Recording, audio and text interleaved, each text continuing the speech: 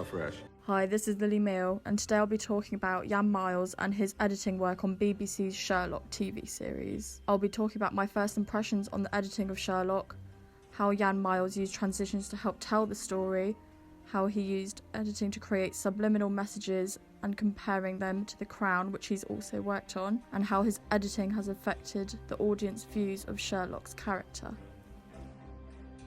My first impressions of Jan's editing were great. I didn't know what to expect when I started watching Sherlock in September this year, but straight away I was drawn in, and especially in the scene playing here.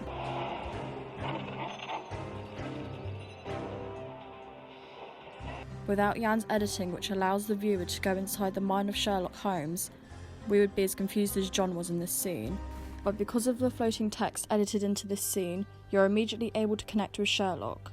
It makes the audience of this scene feel as if they are part of Sherlock's world, as Sherlock never says his deductions out loud. So the viewer feels like they have special information that only they and Sherlock know. The sounds in this scene are brilliant too, as we can really get a feel of what it's like inside Sherlock's mind while he's on a crime scene, which keeps the audience hooked and wanting to know more, which I certainly did when I started watching this show back in September. Good out, man.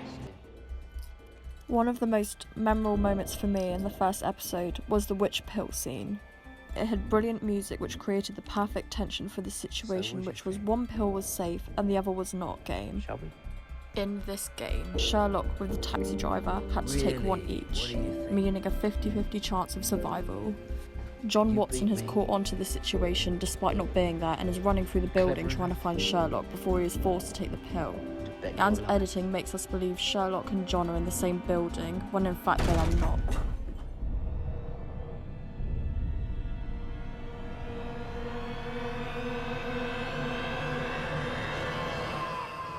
Jan had tricked his audience by using parallel editing in the scene. The definition for parallel editing is a powerful tool used by film editors where two or more scenes are happening simultaneously in different locations within the world of film/TV.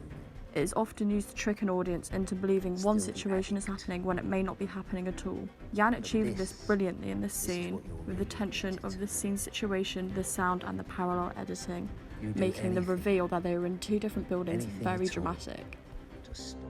Transitions are often used in film and TV to make scenes flow together well, and Sherlock is no exception. In fact, it's very common within Sherlock to use transitions, more than I thought I would see. Sherlock's transitions flow extremely well together and move the story on well, which improves efficiency within storytelling. Jan Miles has used the pass-by effect many times in this series. The pass-by effect is when the camera is blocked, either by a moving object or following the moving object, which flows into the following scene. It pushes the story along and can also show time passing, but most important of all, the pass-by effect is very subtle and is not at all jarring. I believe Jan did this so his audience would stay immersed in the story. So keeping people's attention and keeping them immersed is key to success when the episodes are so long, such as in Sherlock. Sherlock was one of the earliest TV shows to perfect showing text from a phone, and not only did Jan perfect it, but there is also subliminal changes between texts and Sherlock's headspace. I spoke earlier about Sherlock's deductions and how it shows the audience what Sherlock is thinking. On first glance, it may seem like Jan has used the same font for deductions and texts, but he hasn't. The text messages font is AF Generation Z, and deductions are P22 Johnston Underground. This is showing us that the graphics that come up on screen have different meanings. This is something that our subconscious would definitely pick up on.